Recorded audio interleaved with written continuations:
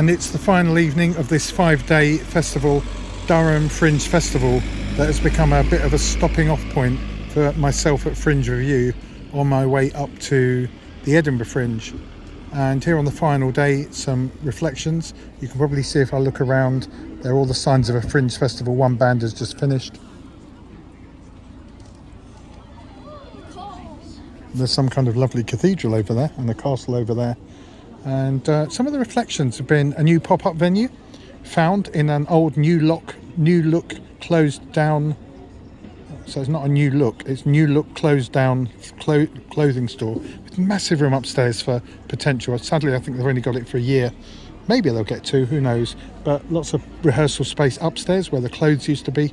But there are some interesting possibilities of site-specific installation theatre which could fire the imagination. But in the meantime, down on the ground floor has to be one of the only venues, you can't use it anymore, but with a escalator going up and of course stairs going down.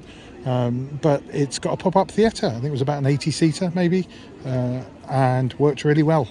And some of the lessons though are, you can't have a bar next door that you can keep open when a show's going on. So decisions about whether that becomes the hub, whether the big stretch tent up here on Palace Green becomes the hub, whether you have more than one hub, whether you have more than one found space, a bit like the shop. There might be others in the future. And venue development is part of growth. Durham Fringe grew this year, but questions remain about how much it should grow.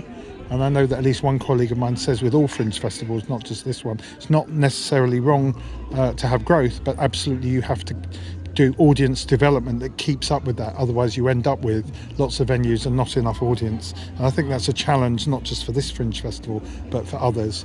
But I haven't met one volunteer here and one member of staff who isn't friendly and utterly committed. But the dangers there also come around having lots of volunteers, who also have to live.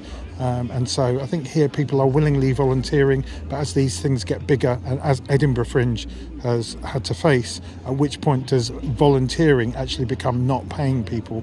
And that's all part of the financial model. I certainly haven't met anybody who's doing this saying I should be paid, but that raises its own questions in the arts generally. There's a community feel to here. There have been acts up here that are just local choirs, local bands, but alongside shows on their way up to Edinburgh, international acts. There are some here too, and there are theatre spaces to match. Something like the Assembly Theatre here, the Assembly Rooms, which is year-round, or the Gala Theatre. These are big venues, big spaces, and they're used and given during the Fringe. There seems to be a strong relationship here with the university.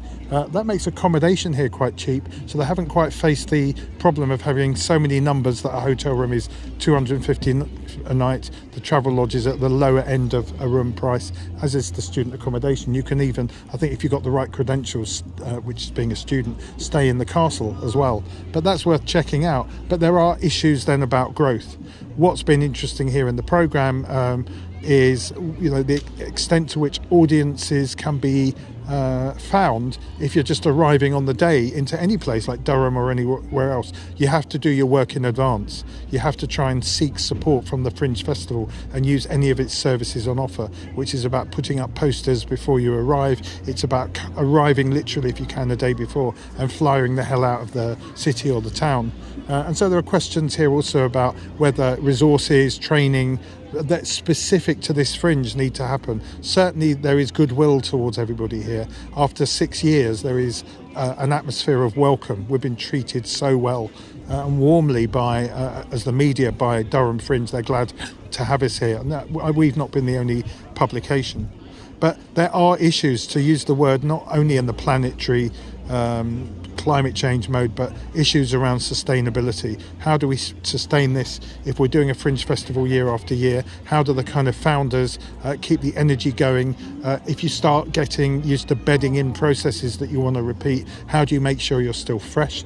And certainly I'm finding here the freshness was around a new pop-up venue, but it's also about having new genres in the programme. It's the first one I think I've mentioned before that had comedy theatre separate from stand-up, wanting to draw attention to the difference between plays and stand-up, and also other types of comedy theatre like sketch comedy theatre and like improvisation, having a space of its own in the programme. And that seems to be important too.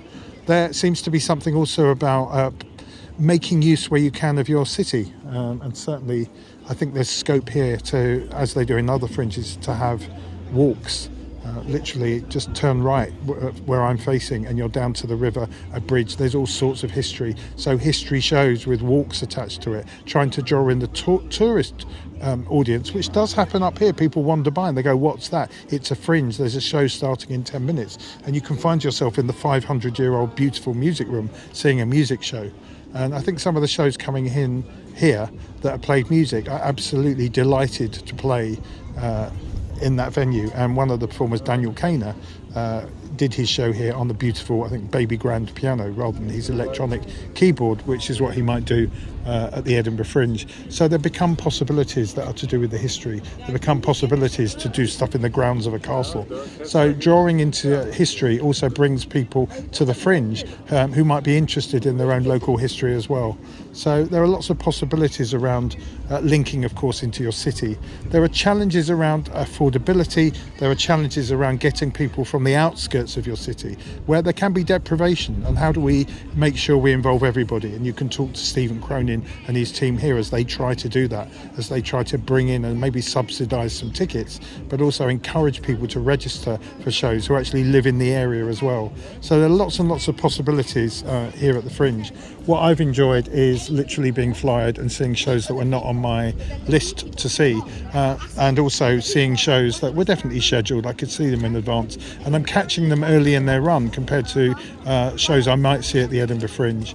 So a friendly Fringe, the challenges of growth, where do we go next? I think there'll be a big board meeting like there is at every Fringe, wondering what lessons do we learn, what worked well, how can we build, and it's going to be exciting to see what happens with Durham Fringe.